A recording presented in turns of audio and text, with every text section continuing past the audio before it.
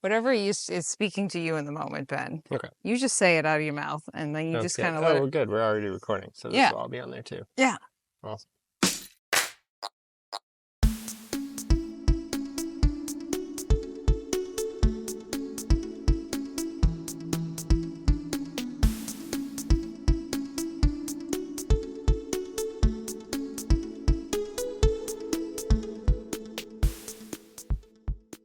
Yeah. Welcome to Runnah. I'm running on Cape Cod. I'm Ben, and this is Juliana. Today we're flipping the script to talk about her recent Watuppa 50K trail race. And we have some questions lined up, and a little bit of discussion, Yeah. and we're going to cover a number of points. But first, before we dive into that, the feud. Let's talk The about it. feud. The feud. The feud that was started by Ben's family, I more or don't think they less. started that. I think I started it. So here's what happened. I accidentally started the feud with Juliana that I found out about, At your wedding. yeah, at my wedding. And Nicole and I got married, what was that, 2 weeks ago now? And Yeah. we had a blast, It was great. except Juliana comes up to me afterwards and she's like, I didn't realize you were so angry about my performance in this trail race. And that was news to me because I don't feel angry on, a core level at all. But it turns out the word salty doesn't mean what I think it does. Hmm. Um, so I had said to several people, I'm a little salty. Well, we should go over the context. Like, Yeah. you had a pretty good performance, and what was the result? I won the Watuppa 50K for the ladies Yeah, specifically, during which you were telling me we were in third place and we crossed the finish line learning we were in first. And I was like, an effective strategy. It's a good mental strategy to have, you hmm know. No, I was Um, simply incorrect. You were in first place in the ladies' race, yeah, and briefly in the top 10 as well. yeah, and we didn't know it, but that's okay. hmm And like my goal wasn't to finish in any, I just wanted to finish, so that's fine. hmm And I was just happy to finish. But the funny thing was like when we finished, I was surprised by your comment because you were acting like just a little bit salty then too, just like because you came up to me and said something along the lines of, "I can't believe you won." I was Yeah, like, I was genuinely surprised. As I told her, I thought she was in third place, so I yeah, literally couldn't believe she won. But yeah. no, I wasn't angry at all. I think it was an interesting experience to be on the sideline of, because we'd been running together, and then I kind of Mhm. drifted away when you Mhm. were coming across the finish line, Mhm. because I was not finishing and didn't need to go over the chip timer. So Yeah. just made an exit and went and got some pickle juice, which was delicious. Mhm. And yeah, I don't know. It we can circle back to this too, but it's been a lesson for me in just how what you say is interpreted by other people. And I think this has Yeah. been a solo endeavor for me for so long that I'm not really used to talking about it. It's like how I don't know road names. I don't know where I was running. I never needed to tell anybody about it. And so Mhm. it's been a little bit that experience of like, oh, what you say and how you say it matters not only in how you say it, but Mhm. also in how it's received by other people. So I'd like Yeah. to say, I apologize if I seemed angry. I'm not at Oh no, all I think angry. I think this whole thing is hilarious. All right. I was laughing the entire time. Good. I think, if anything, I feel a sense of pride for your effort, having participated in it to a small degree. And I thought you did really, really well. I think it's interesting the way in which you won. As you said, you Yeah. weren't really trying to win, you didn't care No. about placement. Now, My we we can were circle back to that later too, but what were you yeah. going to say? I was gonna say we were joking that I would probably come in top six because last year there were only six ladies who even ran the 50K. Yeah, and I thought that was like an interesting attitude with which to begin a race. I think Yeah. I start from a very different, well, I don't know. I thought I started from a very different place. Now I'm not so sure. Mm. I feel like this is gonna be an introspective episode for both of us, Oh, Ben. absolutely. Yeah. This is definitely always going to be an introspective episode, but The mental catharsis that we needed yeah. to like Um, really dive into that. well, yeah, so just to put the record straight, there is no feud. I'm not angry at Juliana for winning a race. She worked really hard for it, and it was a pleasure to help out and pace her for the last 30K of that 50K effort.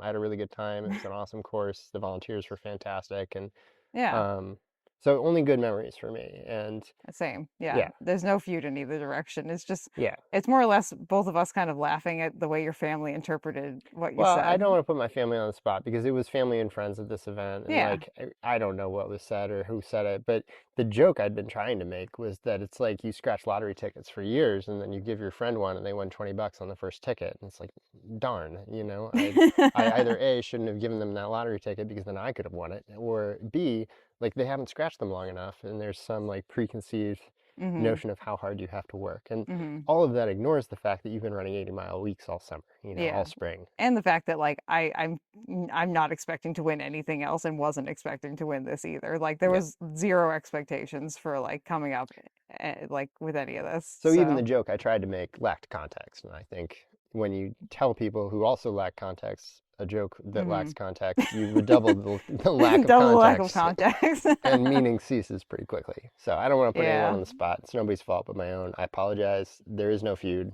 and we've You clearly can made up. just apologize to the general world because I again I think Yeah. this is very funny. All I right. find it hilarious. So with that now fully behind us, let's move on to the trail race. And can you Yeah. just give us an overview of what you did? I see you're wearing the t-shirt. I have the t-shirt on. We have the Watuppa 50K because we got if you finished, you got a t-shirt. Well, if not, if you showed up, you got a t-shirt. You finished the 30K and 50K, you got a lovely little medal Mm-hmm. that's shaped that not shaped like that is the shaved off stump of a tree. Yeah, I'm pretty sure you got a wood. Yeah, I got a wood Mm-hmm. medal. Well, is it still a medal or is it just a wood? Oh yes, yeah, that's true. Yeah, because a medal is named after a medal. This is a good observation. That's why I they did. pay me the big bucks. Yeah, that's why Ben is working hard and making all those monies. You know, just really living that high life over here. Mm-hmm. Yeah, I think yeah, I did. I received a wood. I also received a stump. Oh, yeah, that's true. You got a stump and a wood. I got a stump and a wood. Yep. 2 parts of the tree. Yep, I'm now the proud owner of at least an eighth of a tree. It was funny because I was telling people that I won, and like they're expecting like I won prize money and like a big trophy and stuff. And I'm like, I have a stump, and they're like, what? I'm like, I have a stump. That was probably in the way on the trail when they cleared it. It was probably some tree refuse. I would imagine it probably was. I love the spirit of the place. You know, they're just Yeah. giving away parts of the trail, and so it was a fundraiser, is my understanding. Yeah, it was a fundraiser that I believe went to the Watuppa Reservation, which is where this race was taking place. And they gave a little speech that you missed at the beginning. The guy was very passionate about the trail and like how they really like renovated it. And I mean, it goes to kind of speak for itself how like well drained the trail was too, because that's something they were talking about too. They built in like drainage systems into that trail, which became important.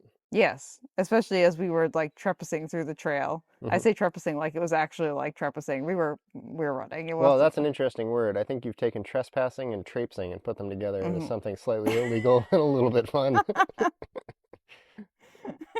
Yeah, trespassing it is that we trespassed pretty hard. We trespassed first and then we. But as long as you're not trespassing with intent, it's I'm told it's fine. So. Innocent trespassing. Yeah. Well-spirited trespassing. That's what it was. Yeah. Awesome. But yeah, the trail itself and the race was like very, like you said, very well run. They did have the 10K and the 30K and the 50K options. Obviously, I did the 50K. I was planning on maybe getting out to the course to run it beforehand. As you do with someone with ADHD, we didn't get that far. It's good to have goals. Yeah, I had goals. We didn't reach them in that respect for things. So, do you think it would have changed anything? Honestly, no, I don't think so because I feel like it was close enough to the terrain of the trails around here, to be honest, where I felt like fully prepared. It was just over in Rhode Island, right? We were in, where were we? New Bedford, like that area? So it's still Massachusetts? Yeah, I think we were still in Massachusetts. That was pretty bleary-eyed going over there. It was early in the morning. Too early for you. It's before 10. Yes, way too early. Ben like did the ultimate sacrifice and woke up early. Before 10. Before 10 a.m. And actually got out of bed and got dressed and was like, and whoa. then Nicole drove, which was awesome. Yeah. Thank you, Nicole, for driving. But yeah, no, it was I felt like prepared when it came to the terrain. And I mean, I was very happy for that because as you do, as being a Juliana, you don't really look at the elevation profile of the race that's beforehand. The way to sign up for these things. Do not look at the elevation profile. Don't even think about it. After you've paid the money, then look. Or after you've even run the race. Or even when your friend sends you a run to go on up in Williamstown, you then look at the elevation after you're finished and you're like, yes, I do. Yes, that was quite a bit of elevation right there. And you say,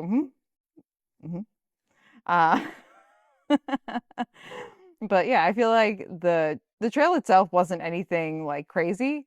The route itself is like the trails were very open. A Like lot of very fire wide. roads. Yeah, very wide. And I would say pretty well manicured for the most part. Hmm. There wasn't really anything there's a little bit of single track that was happening, but even the single track was pretty well Yeah, towards the end of manicured. that loop. Yeah. Yeah, so the structure of the course was, Pretty flat, I would say, for a trail run, well, I mean, honestly. like how many loops, what was the Oh, length? yeah, good point, Ben. That's all right. 10K loops. Hmm. So we did 5 10K loops. I did 5, you did 3. Yeah, and it was kind of a figure eight with an aid station at the cross and the start Hmm. and finish. So you saw people at 2 points. Yep. I don't know. I felt like the aid was very ample for that race. I felt like it was more than really honestly was needed, to be Hmm. honest. Like, and I understand like there were technically 3 aid stations on a loop just because one of them you passed through twice because of the X That's spot. true. Yep. So they really were only manning 2 aid stations. Hmm. The volunteers, there were not like tons of them, but they were like very enthusiastic. Like Yeah. they all were Yeah, I great. felt like it was a good first trail race for anyone, not Yeah. like you could have even done the 10K as a first trail race and really had a great time without ever Hmm. having to suffer too much. That was actually Andy's first trail race ever. No, no kidding. How do you Yeah. like it? He said it was great. He's actually, I was talking to him the other day. He's like, I think I might like to do an ultra. I was like, you really don't have to. Like, just because I'm doing it doesn't mean that you have to. He's like, but I might like to. I'm like, if you'd like to, that's fine, but you don't have to do it. Like, I fully understand that I'm a like completely different brand of crazy from a lot of Well, other you met this people. guy running marathons. He's already Yeah. there, so Yeah. just push him a little bit. Yeah, and he's running another marathon in a couple of months too. So, Nice. it's a possibility. We'll see. But yeah, I feel like for anyone who was looking to do their first trail race, like this would have been a really great option Hmm. because it was just very, very low key, easy to get to for the most part. Yep. Just aid stationed, possibly. Yeah. Very Uh, well aided. well aided. It's well aided. It's just like it's like a. I was trying to make a lemonade joke right there. I was gonna say like lemonade, but that's more like laminated. Yeah, I think we'll just let that one rest there. This is what happens when you and I go running, Ben. Too. Ben just like is like, She's Julia. dehydrated. Don't worry. I did have some. I did just drink some liquids, so Mm. with some salt in it. So Yeah, I think from what I heard from the organizers too, they were pretty generous about if you wanted to switch up your distance, you're feeling good after the 10K, go for, what was it, 30? If you're feeling 30K. good after the 30, you want to go for the 50. They weren't going to split hairs with you over that. So yeah, Yeah. I think as good adjustable races go, it's hard to find races with that amount of flexibility where you can pass by your car, your pack, and just call an Yeah. audible when you get there about how you're feeling. So Well, that was the other thing too, is like cars were parked like right near where the start finish line area was. So like if you wanted to, and we saw one of yeah, the ladies some pulling folks. off, you could use your car as an aid station too. Yeah. So Seemed like the move there was to actually pull past, like a little yeah. further down the Mhm. road, and then bypass this, like go through the start and finish. Don't stop Mhm. at that aid station. Stop at your car, and Yep. then you would be on the course. And Mhm. it was very casual that way. So I don't know. Nice race if you're looking for a race. Yeah. How do you spell Watuppa? Watuppa. You're the one who can read my shirt I've better been than I I've been can. trying to put an H in that for the longest time, and there is no H. I've been trying to spell it with 2 T's. Kind of a Watuppa. Yeah. No, just Watuppa. Like Watupperware. Yes. Yeah. That's what Tupperware tea What is Tupperware? what you're wearing now. Yeah, this is a Watuppa tea. You can wear the Watuppa tea. And we're on fire. You're just killing it left It's and right the today. endorphins. It's what helps.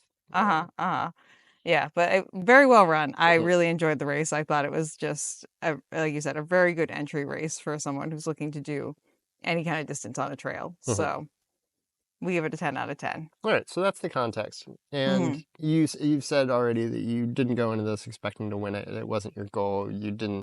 You jokingly mentioned at the podium, but only because there were so We few beat de people entered. facto. But it actually seemed like a pretty good crowd. I don't remember the total number of female entries, but it was not as little as I think you feared. Yeah, I think there were a few more people than we A anticipated. couple of people, it sounded like, had opted in day of. Yeah. And just made that Yeah. their training run. Yeah, we had those 2 ladies who were both training for 100 milers, and one of them had Mhm. opted in day of to make it a training run for herself. Yep. Which, I mean, doesn't make her any less competitive, Yep. But it definitely is just like, I feel like that's kind of that flexibility that trail runners have, where they're just like, I just felt like running today. I might run a dandy race today. I might go do it. It's time for a good old race in the good old Yeah. woods. Snacks look good. Let's try this thing. Cheerio. Good snacks. Pickle juice. Yeah, they had. Big jug of pickle juice. I Yeah, love they had that. the pickle juice like ready to I rock probably and had roll. one too many pickle juices. Yeah, you like living up pickle juice high. It was that third shot I knocked back at the end. It was just, I felt myself get literally salty. And therein lies my confusion, because salt is actually a great thing. And to be salty to me feels like, You're like, oh, I've hit a good like I'm ready zone. for another lap. I'm salty. I'm salty. I'm salted up. But It's like, yeah, I guess the meaning is different than that. Anyways, we digress. you should have just said pickle juiced. Yeah, I'm pickle juiced up for the next race. That Then would have people would thrown have him. really interpreted that correctly. It's Because more of a dill. yeah, and instead of like a gherkin or or a sweet and sour pickle, maybe. Yeah, no pickle chips here. Okay, let's not get off track, because pickles sound delicious right now. They kind of do. Yeah, so your goals going in, you weren't expecting to win. You weren't even really racing. You had a very steady pace the entire time. I think we were within about 30 seconds I looked back. We were like 9 to 9:30, like the whole time. the entire time, entire time. And like, I mean, you know me well enough, Ben, with like my running style. I'm the human metronome between the two of us. And you really saw it in the people around us, because we'd pass people and then people would kind of surge. Like, the people around us were much more up and down. Yeah, there's a lot more variability in their pace too. Right. So, which is interesting. I think there's something to be said for the metronome. I guess what was really interesting to me is you didn't seem that competitive with the people around you. No, I mean, I fully understand that taking on an ultra distance is like a whole different beast than running a marathon, and I've never been competitive at running a marathon either. So, like, I mean, what is there to tell me that like I would be competitive in like the ultra scene, more or less? I know we've had the conversation of me being like, I feel like I run okay, and you'd be like, Juliana, for a trail or ultra, you run kind of fast, and me being like, I don't think so, and you being like, the other people just run really slow, and me being like, okay, maybe, comparatively speaking.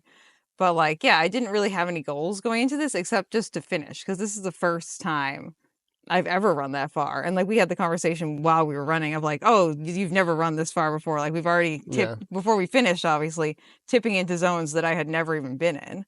And just like what did it feel like?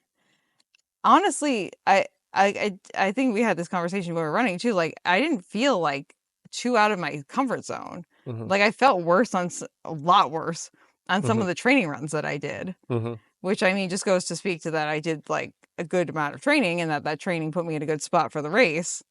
But like, it felt like just like good to be able to do that. And I don't know, I just didn't feel, there wasn't really anything crazy happening with my body that like I haven't experienced at a lower distance already or in training. So there really wasn't anything like unpredictable happening. And I could feel, the only thing that was kind of like I could feel would be a problem if I was going to keep running further than that, is that the balls of my feet were kind of getting a little bit like tired. You know, which shoe did you choose to use in this? We chose the Puma Deviate 2. Yeah, and that's a little bit what I've noticed in that shoe, is the insole is so thin. Yeah. That for me, what happened was I got rocks stuck in that mesh, and then those rocks started to wear hot spots under my feet. Exactly what you're talking about. And I'd be very curious if you dump those shoes out, if you don't have a small collection of pebbles in there.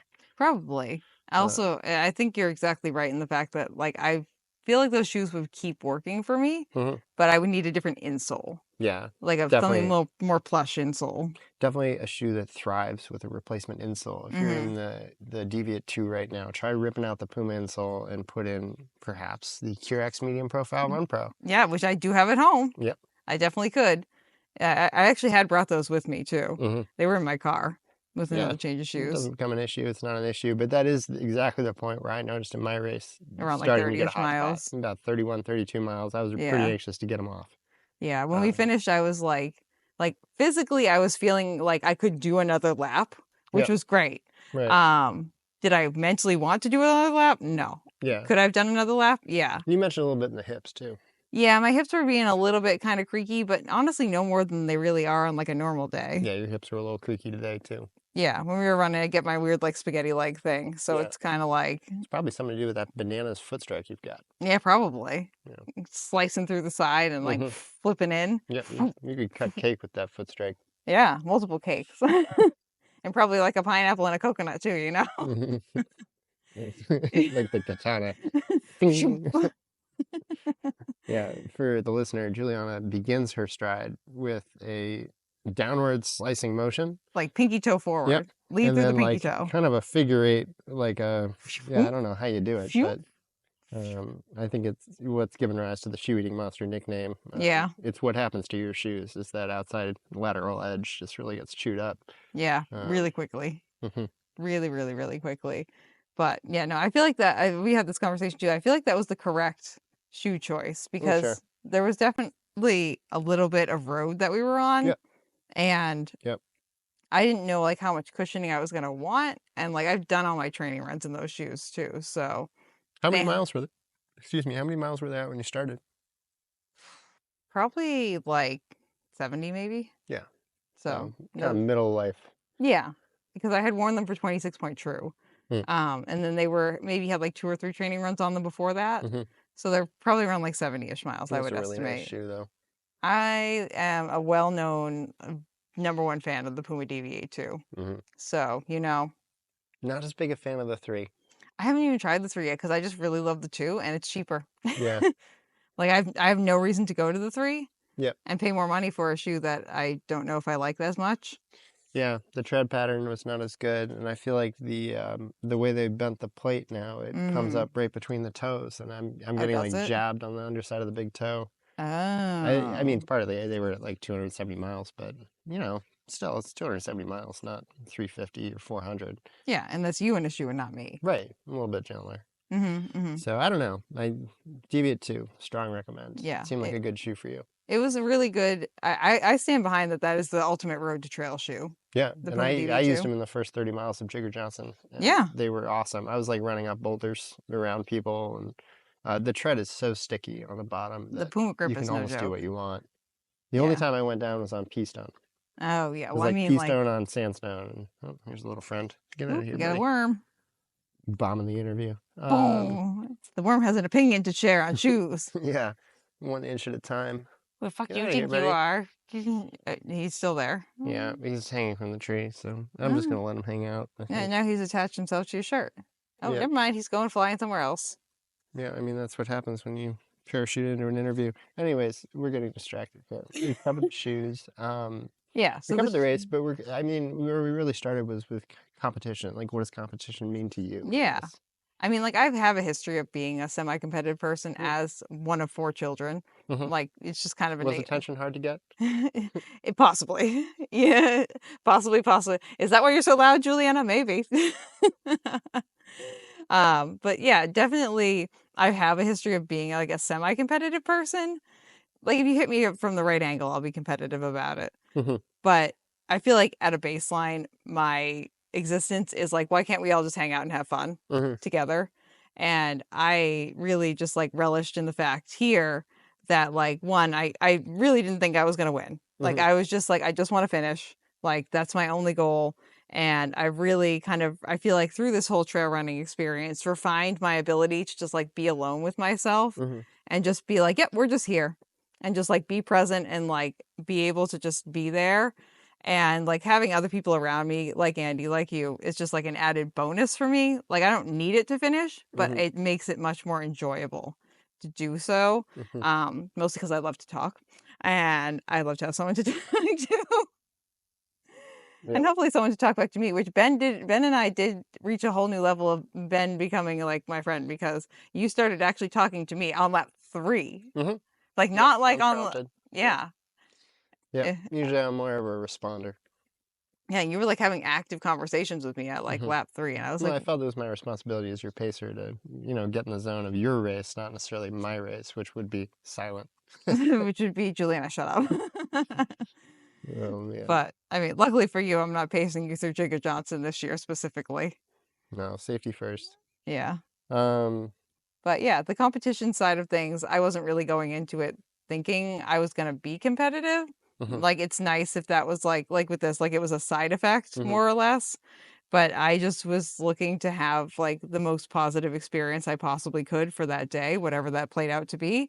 And just trying to manage expectations and be like, Juliana, this is your first ultra you've ever run. Like, let's not be greedy or overambitious and just kind of Mhm. like kind of like my pacing, try and be consistent and just like get through like in a way that feels like pleasant to me so I can come away from it being like that was a nice time. That's so different from my approach. I think I Yeah. burned all my matches in the first 3 miles, and it's like, okay, how do I get home again?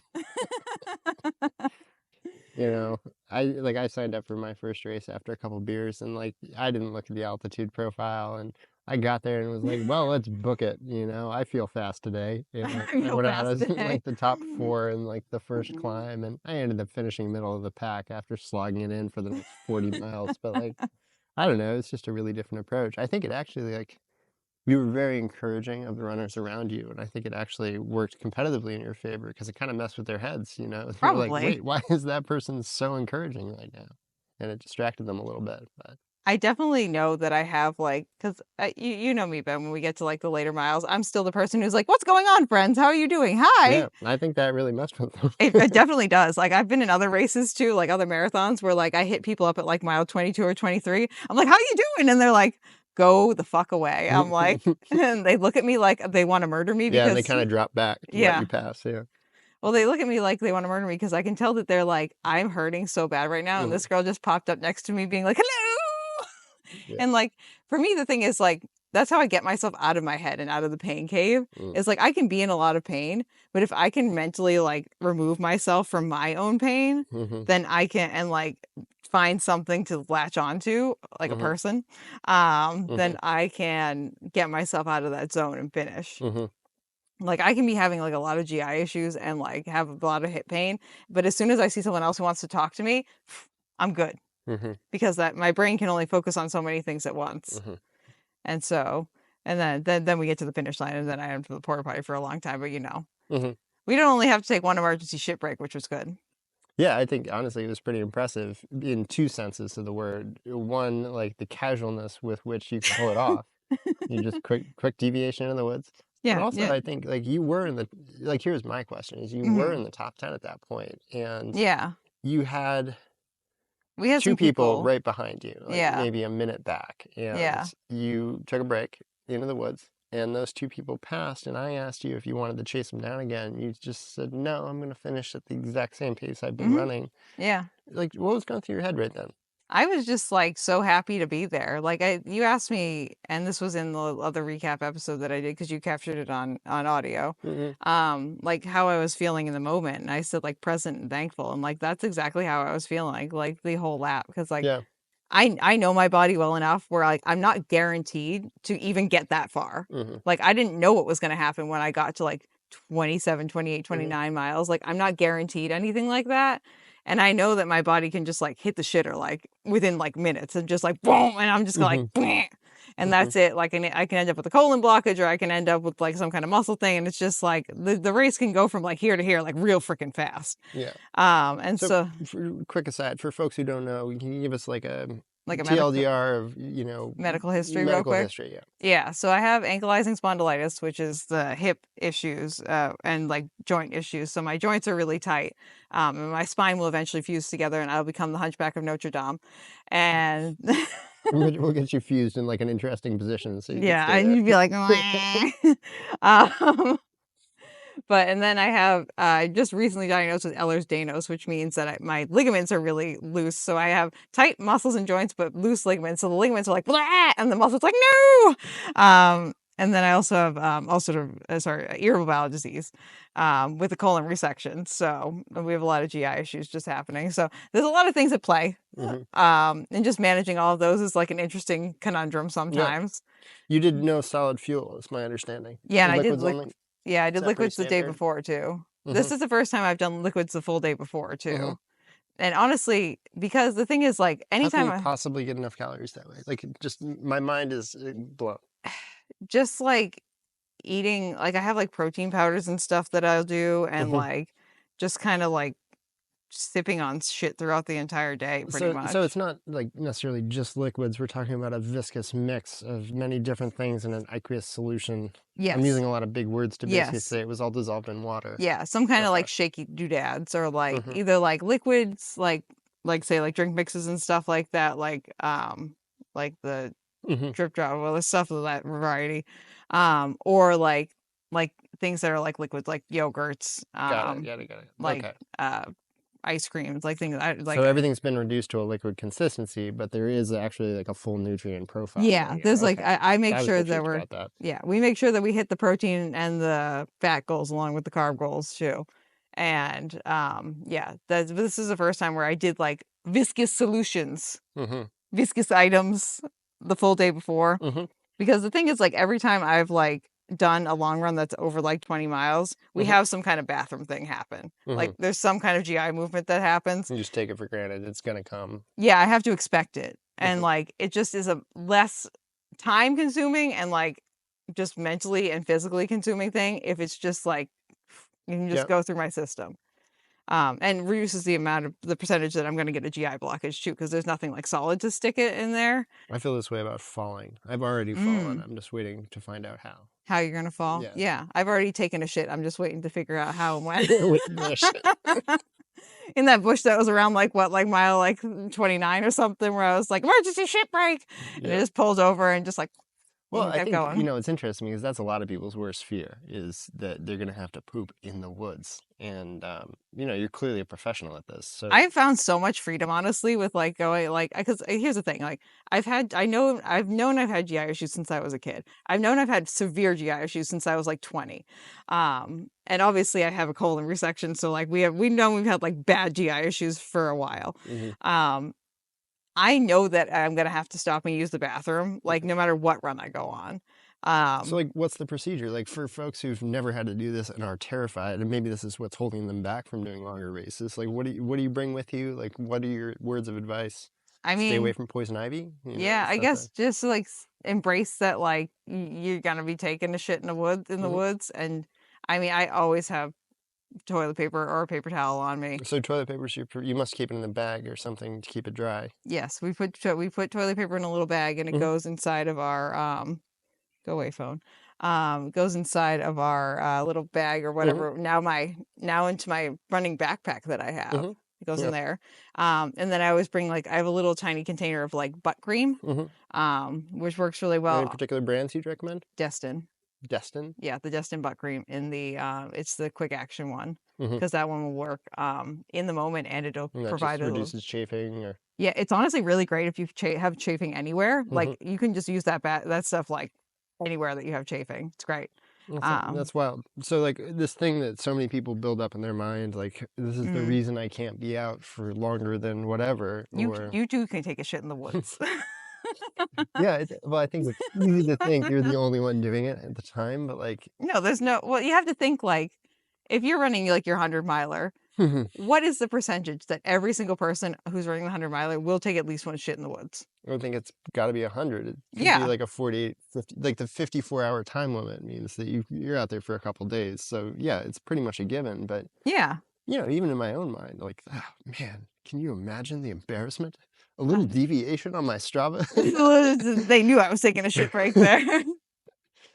No, Oh I think man. it's I mean, the when I trained for my first marathon, like I had my first like bathroom emergency where I just like ended up like pulling over and taking like a pretty big shit into the into a place on the side of the road up in North Falmouth.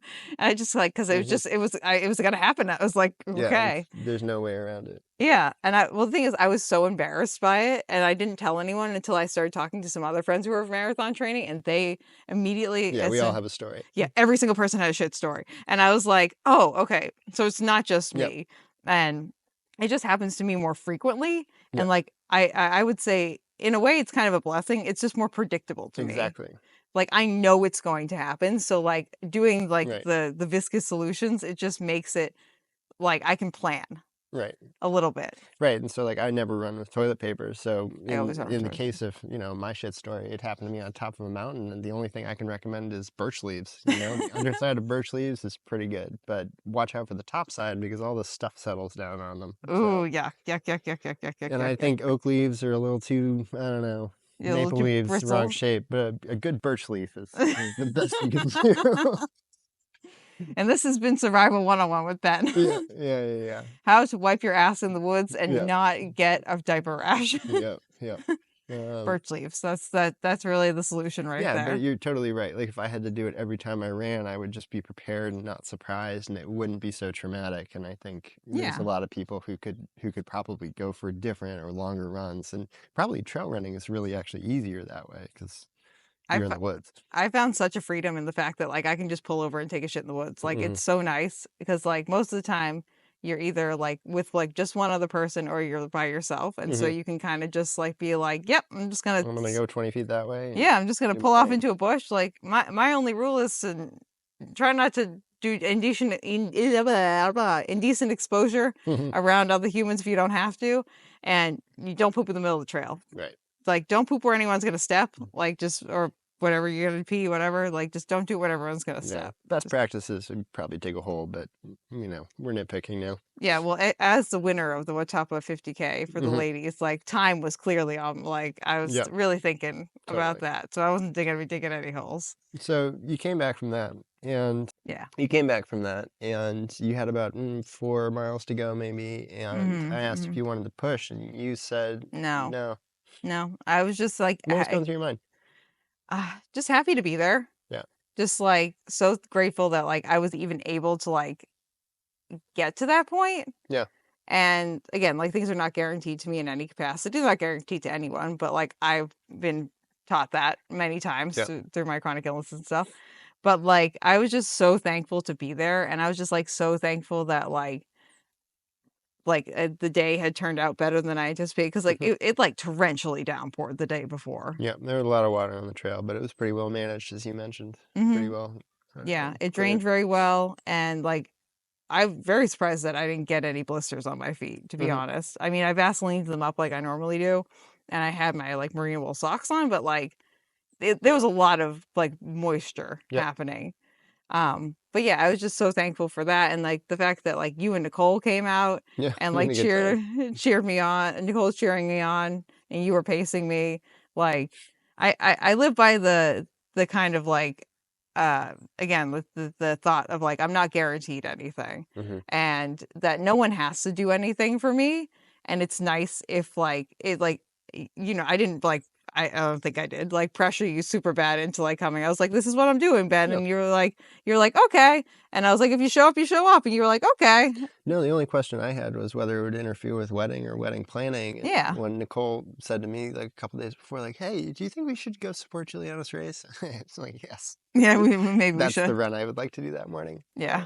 And it was much appreciated that you came No, out and our paced me. pleasure. Our pleasure. Yeah. It was so nice. And I was just like so thankful to have you there, and just like you and Nicole also like documented a lot of the race too, Yep. which like I wouldn't have had. Like I know I just saw There's the a little little friend up guy, there. a little friend. Whoop. He's slowly floating down towards the ground. We've got these little inchworms coming down from the Woo! trees up above. It's raining worms. But That's a good song. it's raining worms. Hallelujah. Let's start the episode off with that. Well, I think it goes back to a piece of advice I've received a lot, which is just to run your own race, to like not worry much. It's not a team sport. Like it literally has nothing to do with you what the person next to you is doing. You have Yeah. no idea what their pacing strategy is, and Yeah, frankly, you're more likely to balk, I think, because you're trying to pace off other people. mm-hmm. That's exactly what happened to me. I like chased the leaders off the start and got to the first climb and my hamstring seized up in a mud puddle like 18 inches deep, and I'm just like, is this where I die? Is this the end? Is this where Benzemore meets his match? Yeah, and just I don't know. Dying in mud. You never I know. feel like that's something I often struggle to remember, is that just because I see people around me does not mean they're involved. They're not in your head too. No. They're not running your race. You're running your race. Only way it can be. And if I start to pace myself off other people around me, I think I'm more likely to cause problems. And so that's definitely something I want to hold on to, is just you won your race with zero cares about placement, where you were. You had incorrect knowledge of where you were in the race and Yes, still thanks to made the you. decisions you did. Yeah. No, it was not a strategy. I inaccurately trusted Ben's opinion that we were in third, because I remember the conversation was more or Yeah. less along the lines of me being like, I think we're in first, and you'd be like, no, we're in third, and me be like, I think we're in first, and you'd be like, no, I think we're in third, and me be like, okay, fine, I trust you. You were at the aid station. And then changed your decisions? Not at all. It did. It made absolutely no consequences. Yeah. I had no desire to either speed up or slow down. I was just like trying to hit that good metronome pace of just like keeping it moving, just like keeping the clockwork going. And it worked out, you know? Yeah, I think it's a really interesting strategy. Like, everything I'm training for is a negative split, just to run the second half faster than the first half. A little bit to get that competitive advantage, to Yeah. be running faster when I pass people, hopefully. Most people fade towards the end. Or to know what my capabilities are in the race before I make the effort to push, rather than running the first half really fast and then slugging in the back half, which is how my first couple ultras went. Clearly not the most effective strategy. No, clearly not. But I'm a big fail till you make it. Yes, I know. Failure rate of success. So. Hit the wall and then bounce off the wall a little bit and then reevaluate and then maybe hit the wall again and then just like keep moving until you hit a wall, and then once you hit that wall, like be like, if I hit the wall harder next time, it will break. Yeah. My first 250s end with at least 14 miles of hiking at the end. I have nothing left. Just like power hiking. Probably not as slow as that guy who got kicked off the Cocodona course when he was going like 1.4 miles an hour. Well, you saw the mud. I mean, that was some sticky stuff. Yeah. The mud on this course was nothing like that. No. It was nice and like crisp mud. Yeah. It was easy to move through. There were just like little bits where there were like streams where you just kind of had to like accept that your feet were going to get wet. Yep. And that was really the most challenging part of it, which if we're even going to call it a challenge on that course, was just the fact that like there were spots where you knew you were going to get wet. I know you like the deviates, but knowing the amount of water, do you think you'd go back for a GTX shoe? Maybe. I mean, again, I didn't get any blisters, so So the moisture being in the shoe didn't really matter. Not really. I'm so curious whether the GTX shoe is kind of a red herring. People thinking they don't want to get their feet wet, but actually getting their feet much more moist from the condensation in the shoes. All that sweat's just running down your body constantly. So unless you have the world's greatest gaiter, there's no way to keep it out of the shoe. Well, I know when I get moving, my feet sweat. Like you see it in the... Sure. There are even pores in your feet that are going to sweat, as you say. Well, I mean, the Ultra Lone Peaks, like they clearly changed. They change full color when I get them. Juliana has this pair of blue Ultras that like glisten and shimmer in the sun when they are sweaty. At first I thought it was the shoe, but it turns out it's sweat. It's sweat. It's definitely sweat. They change color. They turn a little bit more purple and they like glow like a gemstone. It's like one of those heat active spoons. Did you ever have one of those as a kid? Yeah. I used to get those in the cereal boxes and they had like cat dog or something on them. Yeah. That was a fun time. But yeah, no, my strategy was just like kind of just like keep moving at my own pace, and like I can only run my own race. Yeah.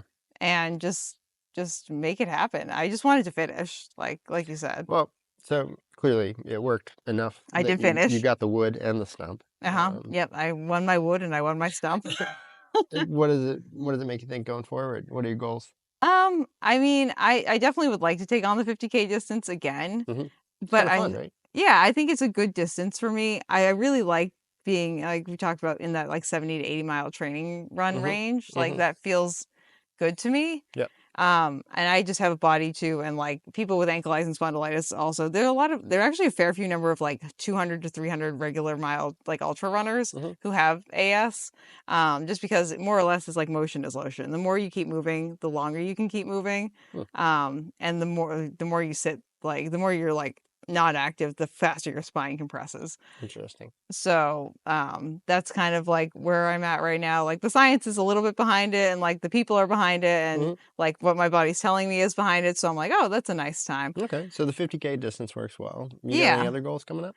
I am thinking about that 50 miler. Starting to think about that 50 miler, huh? Yeah, I mean, still the 50K, which is also a dangerous place to be in when you finish like the longest race you've ever run and be like, I could run farther. Yep.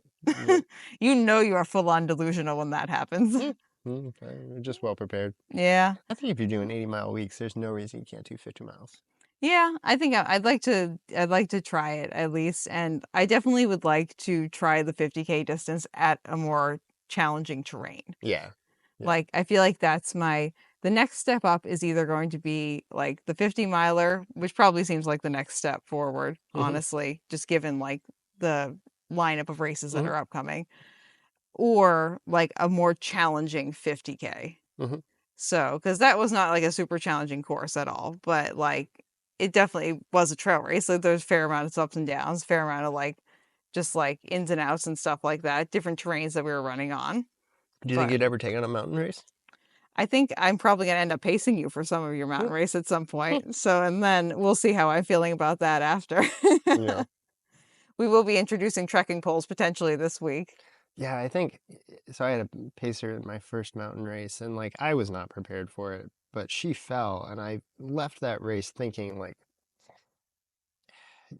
taking responsibility for yourself in the mountains is one thing, but taking responsibility for a team is like a multi-dimensional challenge. Yeah. And that's my number one goal, is that if anybody's going to come with me, they'd just be really safe. Yeah. And I think there's also, like I said, you've already fallen. You're just waiting to find out when it was. I'm constantly waiting to find out when my next fall is. We know I will say, when we'll put this on record too, I did not fall at all during this 50K, but Ben almost ate shit twice. And it was very fun because I was behind him both times. I caught a toe on this route. The one I remember you're talking about is I caught a toe on this route, like about to head back into the end of the first lap, and I just airplaned for about 15 feet before I regained my balance. Yep, arms out, everything, windmills. I was honestly impressed that I didn't, because there was that weird like Rudy section right at the end. And as we passed through the first lap, I was like, oh no, this is going to be the very last, because it's like right before that field. And I was like, this is good. This could be dicey if I'm not in a good spot. I think it proves my point that like the pacers are really the ones at risk. They're the ones not like fully present. Yeah, because they're a little bit on autopilot as opposed to like more dialed in. Not even autopilot, but a little bit distracted. You're thinking about the person you're running with. You know, it's like if you were very competitive and you're only thinking about the people around you, you're only thinking about the other person behind or next to you or in front of you. And yeah, it was something I've seen with pacers running with me, but it was then something I experienced as a pacer running with you, that like, oh, we'll see. And I am a little bit checked out because I'm like, where's Juliana? What's going on? Is she okay? What's happening? Yeah, I could see myself getting into the same like mindset if I was pacing someone too. And like I've definitely done that when I'm like pacing someone on like shorter runs, like road runs, but like I just get, as you might expect, distracted by what's going on around me and being like, is this person okay? What's going on? Like checking in with them, being like, hey, do you need anything? So, but I feel like you did a very good job pacing, Ben. Thanks. I had a nice time and I was very thankful to have you there. And it just made the last like 3 laps just go by so much faster because we were talking and like having a nice time and just enjoying being out running. That's the other thing, is I get a little nauseous with sound, like late in the race. Like I don't need any sounds at all, or I feel like I'm going to throw up. So if I pace you, we put me at the beginning of the race then. Or see, I was just thinking we'd focus on like mindful silence, but yeah, you're right. We could do that too. Probably the only way would be the beginning of the race. We can focus on mindful silence. We got a little pill bug. Mindful silence at the end of the race too. I'm getting a little bit better at that, I feel like, because we're coming out somewhere in the middle. Yeah, contrary to popular belief, when I am running by myself, I'm silent. Like I don't say anything except for when I'm singing. Or you pass anyone. Yeah, I go, hi, on your left. Scream at someone, which it is funny because that's actually how Andy and I initially met. So the origin story of this, and Andy is my current boyfriend right now, which is wild that Juliana's boyfriend. This is a wild time, but well, this show is really becoming multidimensional. Yeah, this show is becoming multidimensional, but we met at 26 Point True in passing and then connected afterwards. But how we met is I was passing him and I yelled, on your left! And yeah, I was like... And he really liked that? He loved it, you know? Big fan. Yep. He was like, wow, I can't wait to get more of that. What a polite young woman. Oh, she really is concerned for my safety. Isn't that great? Andy seems like a great guy. Wishing you all the happiness in the world. Thanks, Ben. Yeah, he's a good dude. And he paced the first 10K, which is of this race, which is great. So then stuck around for the rest of the race and the podium. I know. I told him he didn't have to, and he's like, nope. Is that when you knew? Yeah. He's like, I am locked in, and I like this. I like that she yells. She is loud, and I like it. Good listener, Andy. Yeah, He honestly is, but yeah, definitely. But yeah, no, I don't know what we were talking about before that, but I got distracted. I think just sound. I Oh, remember. sound. You're Yeah. saying yeah, that if you need someone that you want silence towards the end of the race. Well, look, I mean, the only pacing available in Jigger Johnson is from the second half onwards, and so it's got to be the Okay. second 50 miles, which is honestly the worst part. But I think you also got to want to go up. Yeah. It's not the Cape. We did Yeah. maybe 100 vertical feet today, and Yeah. this is like a Which further is 10,000. yeah. Yeah, that's I personally like even if I didn't have the Fountain for a race weekend stuff that Mm-hmm. weekend, like I don't feel physically prepared to take on pacing you for that just because No. of the strictly the terrain. I'm not sure I'm physically prepared for this. I Yeah. mean, I think the like I've done 84% fewer vertical feet in the past year than the year before, and that wasn't even a year living in the mountains. And so Yeah.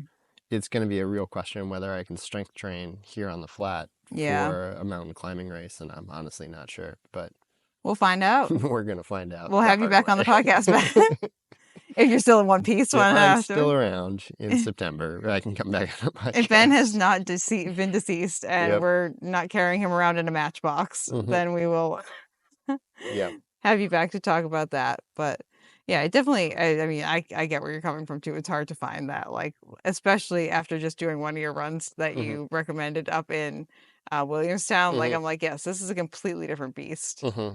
when it comes to, Yeah. uh, when it comes to that. But Yeah, there, brief pitch for Williamstown. It's a great place to run. yeah, I mean, it's stunning, absolutely gorgeous too.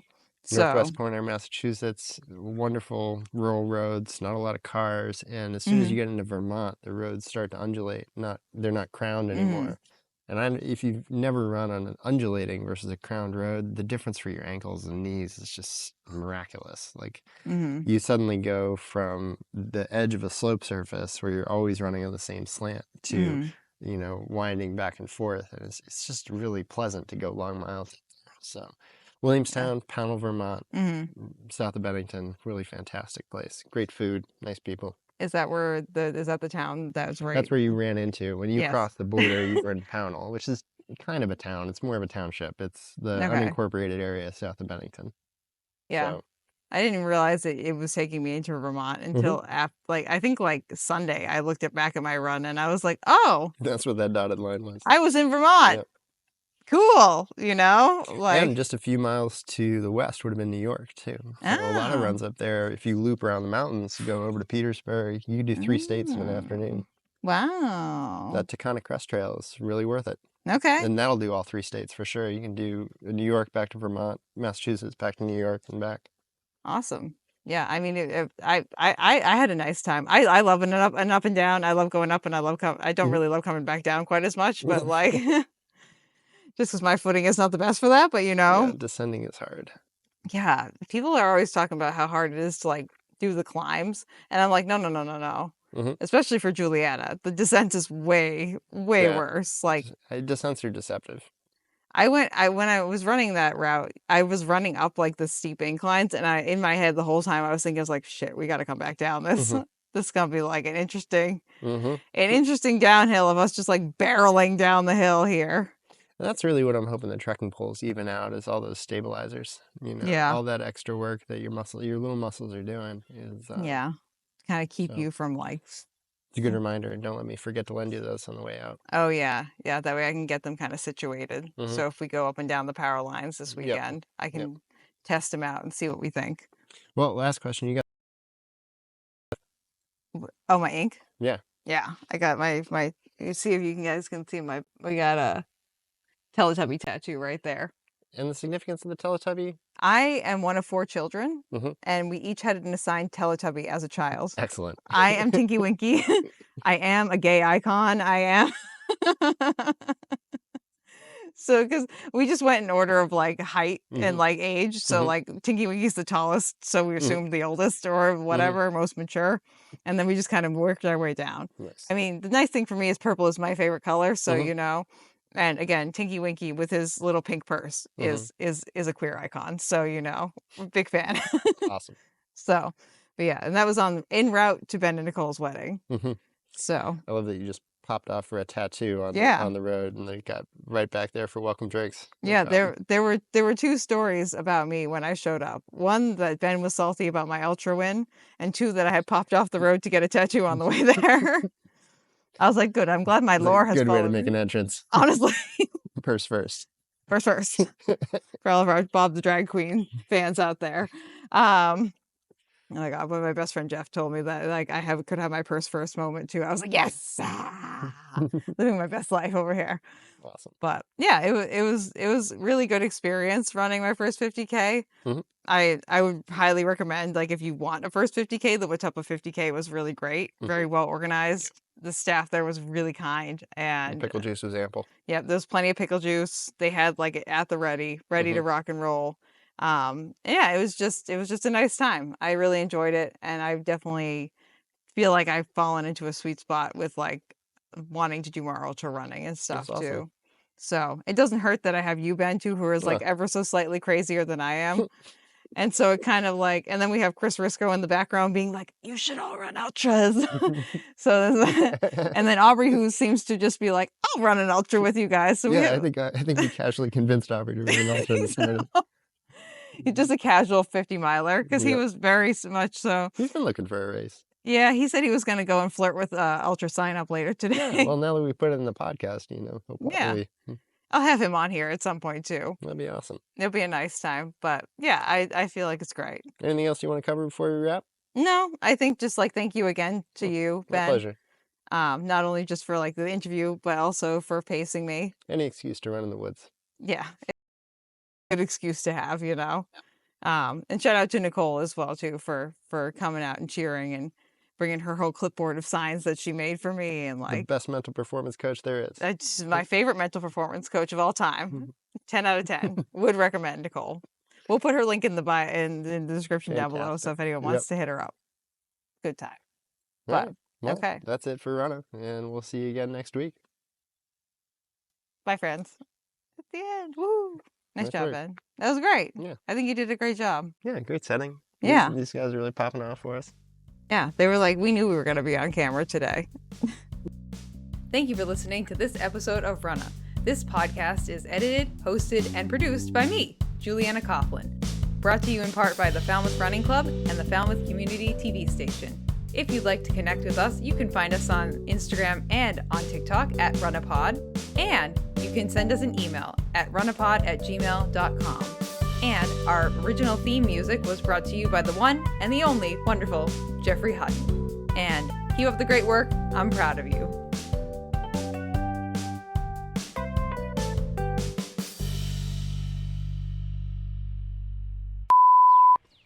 There we go. And how do I want to sit here? That's the question. Do you feel comfortable? I think so. Yeah. I mean, it's a beach chair in a yard, so you get what you get, but I'll probably adjust myself as we go through, just kind of like chesting out. Do I want to sit like this? Do I want to like really just like look super cash, you know? Yeah, that's probably that's probably the most comfortable. Definitely. No question. Yeah, we may get some visitors in the bush behind us. Yeah, get some buggies. They're already there. Where's the liquids? Let's get some liquids in your system. The drip drop one was pretty good, actually. I like that. Slightly. I think part of that might be the fact that you stirred it in. Possibly, and I didn't shake it in. Got that good shakety shake. I did not. I did not care for the drip drop. I like the watermelon one. I can't speak for the other flavors, but like I found it difficult to mix correctly. I will say it was a little bit grainy. Ugh, now we got to get out of the chairs that are like super close to the ground. This is the problem. This is the problem. Oh, especially when you get old.